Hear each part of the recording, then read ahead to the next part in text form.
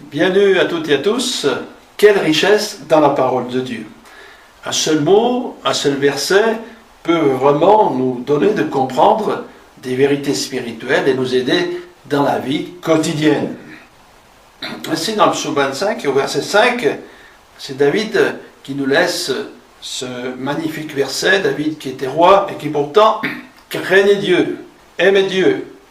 Et au verset 5, donc de ce psaume 25, il est dit « Conduis-moi dans la vérité et instruis-moi, car tu es le Dieu de mon salut, tu es toujours mon espérance. » Alors déjà, il y a quelques vérités importantes. « Conduis-moi dans la vérité ». Voilà, cet homme de Dieu, il désirait toujours marcher fidèlement dans les voies de Dieu. Et j'espère que c'est pour nous aussi ce désir. On pourrait même formuler une prière.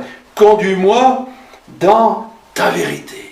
Autour de moi, il y a tellement de confusion, de mensonges, de demi-vérité, d'hypocrisie, que je désire connaître vraiment la vérité. Et je sais que là où est la vérité est le Seigneur.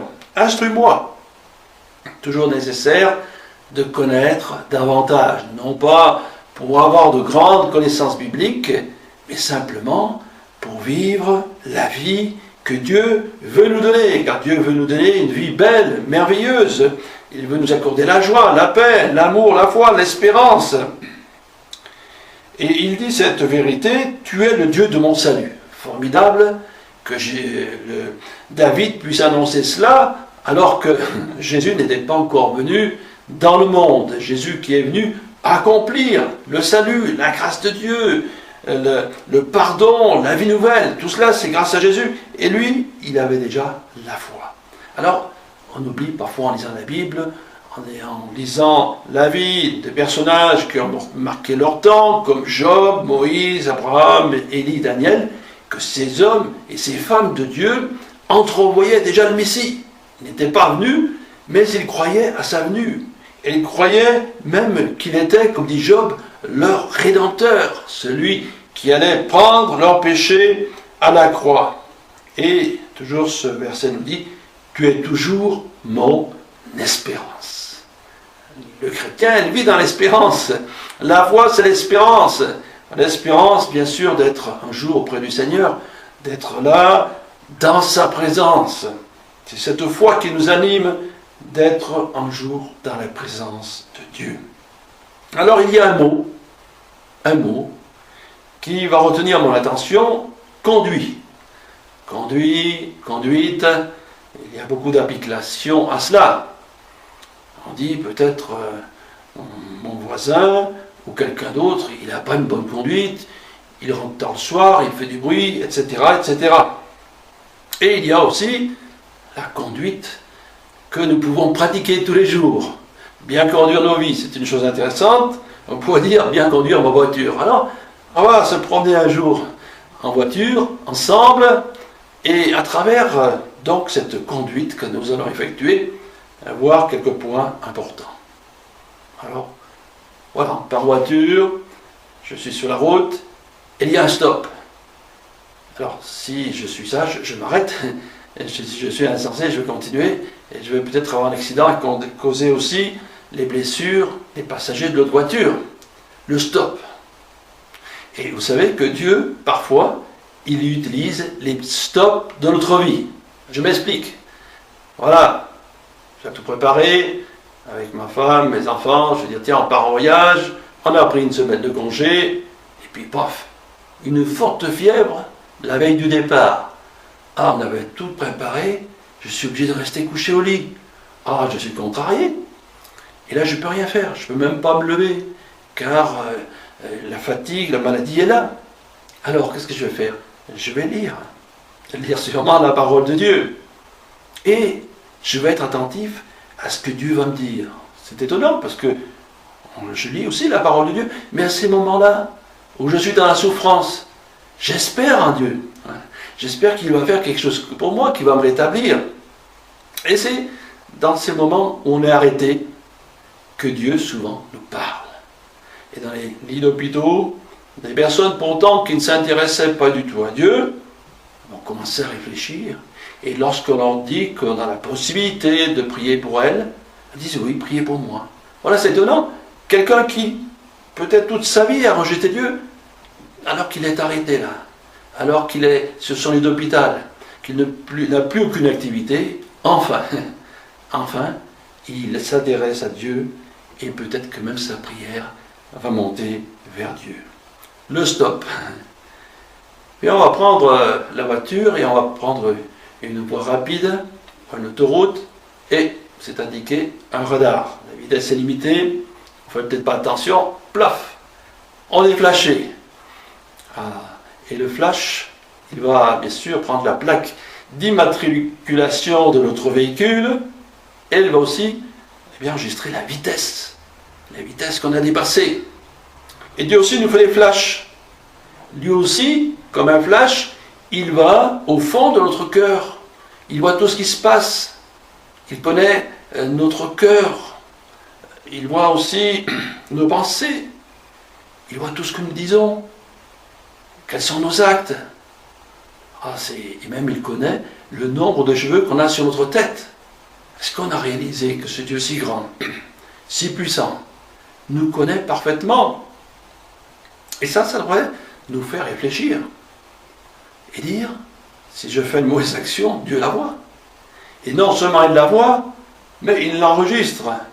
Et il est dit que dans le ciel, les œuvres de chacun seront répertoriées, les œuvres de chacun d'entre nous. Oh, mais c'est quelque chose de solennel, ça.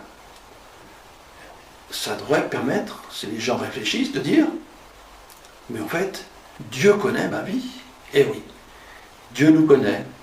Et ce qu'il y a de bien en Dieu, c'est que malgré qu'il connaisse parfaitement nos actions, il nous laisse libres. Voilà, nous avons la liberté de faire le bien, de faire le mal, de rouler convenablement ou de se faire flasher.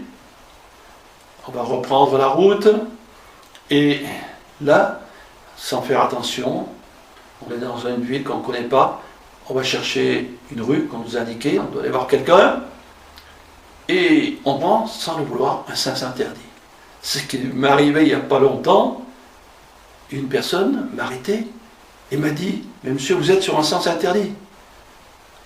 Alors, j'ai remercié cette personne de m'avoir indiqué cela et puis j'ai fait une marche arrière. Et parfois, on transgresse, nous aussi, les lois de Dieu. Ce sens interdit, c'est Dieu qui nous a donné sa parole, ses commandements, les enseignements du Christ, et qu'on les transgresse. Et la transgression de la loi de Dieu, c'est un péché. Voilà, c'est un péché. Et il faut bien admettre ces choses-là, que la parole de Dieu, elle n'a pas changé, et ses lois sont toujours les mêmes pour nous aujourd'hui encore. Les 10 commandements sont dans la Bible, sont pour tous les hommes. L'enseignement du Christ aussi, il est pour nous. Qu'allons-nous faire de cette parole? Est-ce que nous allons nous appliquer à la mettre en pratique, ou volontairement ou involontairement à la transgresser? Si on fait cela, ça s'appelle le péché. Et le salaire du péché, c'est la mort. C'est le fait de perdre la joie, la paix. Le péché, eh bien, il entraîne en nous des remords de conscience. Le péché, il nous éloigne de Dieu. Et c'est pour ça que Jésus-Christ, à la croix du Calvaire, a donné sa vie. Il l'a donnée afin que nous puissions avoir le pardon de nos péchés et la vie éternelle. C'est des choses importantes, tout cela. Il faut bien le réaliser, car tout cela a une importance sur notre vie. Alors on continue notre promenade en voiture, notre conduite en automobile. On arrive à un rond-point. Voilà, il y a des ronds-points. Et là aussi, on est peut-être distrait un moment. Et puis on va faire un tour, et puis on a oublié de prendre la direction qui nous est indiquée. Alors on fait peut-être un deuxième ou un troisième tour. On tourne en rond. Est-ce que ça vous arrive de tourner en rond? Oui. On a des problèmes, des difficultés, on le sait, et puis on raconte ça à l'autre, j'ai tel problème, telle difficulté. On voit la personne plus tard, une semaine après, voilà, il vous raconte toujours les mêmes choses. Et les choses n'avancent pas. Pourquoi?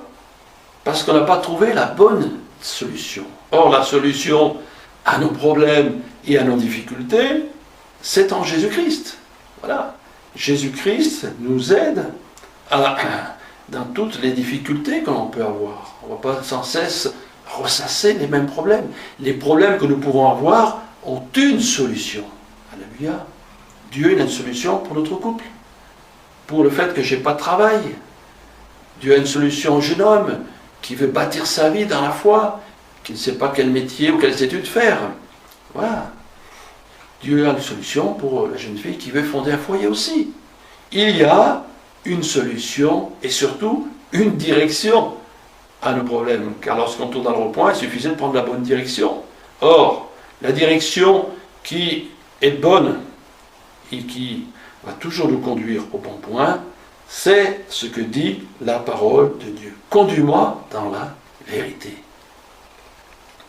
Toujours en conduisant, on va rentrer peut-être dans un petit village ou dans un lotissement de villa, et là, on va prendre une impasse, et on se retrouve, là on ne peut pas avancer plus loin, la route s'est arrêtée, et on est un peu embêté. Une impasse dans la vie. Ça aussi, ça nous arrive d'être dans une impasse. On se rend compte qu'on est bloqué. On ne tourne pas en rond, on veut aller de l'avant, mais on ne peut pas. Et lorsque ça nous arrive en voiture, il faut faire une marche arrière. Parfois c'est difficile, parce qu'il y a plusieurs véhicules stationnés à gauche et à droite, et il faut faire très attention. Vous voyez, eh bien, le Seigneur, il nous aide aussi à nous sortir de l'impasse. Quelle est votre impasse? Est-ce que simplement vous recherchez Dieu et vous avez l'impression que vous n'avancez pas spirituellement? Priez le Seigneur. Il va vous donner une pensée. Priez dans la difficulté. Vous verrez que le Seigneur va répondre à votre prière. Et cela va vous permettre d'aller de l'avant. Car le but de Dieu, c'est que nous ayons toujours la possibilité d'aller de l'avant. La foi, c'est une action. On marche, on va de l'avant. Et même si on est arrêté, on peut quand même repartir avec l'aide du Seigneur. Maintenant, il y a un texte que j'aimerais lire avec vous, qui est un petit rapport avec ce que nous voulons dire. C'est dans l'évangile de Matthieu, chapitre 7. C'est Jésus qui nous laisse cet enseignement. Entrez par la porte étroite, car large est la porte, spacieux est le chemin qui mène à la perdition, et il y en a beaucoup qui entrent par là, mais étroite est la porte, resserrez le chemin qui mène à la vie, et il y en a peu qui les trouvent. Alors la question d'une porte est dans le chemin. Bon, les portes, il y en a des petites et des grandes. On va parler d'abord de la porte spacieuse. Voilà, on est dans un pays où il y a un roi qui a un grand palais, et pour entrer dans ce palais, un jour il va faire des festivités, il va inviter la population. Il y a deux grandes portes qui s'ouvrent, de chaque côté il y a des soldats, peut-être des chanteurs, je ne sais pas, pour accueillir la foule, et la foule rentre en nombre dans ce palais. Et elle va festoyer, c'est la fête. Et le monde, il est comme cela, il aime faire la fête. Pour oublier les problèmes, les soucis, les difficultés, on fait la fête. Et il bien dit que large est la porte spacieuse, le chemin qui mène à la perdition. Cette porte et le fait que cette grande foule entre dans le palais nous parle de ce monde. Ce monde tel qu'il est aujourd'hui. Et parfois c'est la vie facile, la vie agréable, les festivités, où il y en a qui sont, on peut dire bonnes, les festivités, puis d'autres qui ont des excès. Voilà. Ça c'est la vie facile. Et là il est question aussi d'une petite porte, et c'est ce qu'on dit, et la porte resserrée, une porte resserrée. On s'imagine qu'on descend là, dans la cave, ou comme dans le grenier, il y a une toute petite porte, elle est étroite, il faut se baisser pour ne pas se cogner la tête. Eh bien, cette image que Jésus nous donne, nous montre le contraire de la festivité, le fait de se laisser aller, même dans toutes sortes de dérives, la boisson, des choses comme cela. Et au contraire, cette porte étroite nous parle de l'humilité.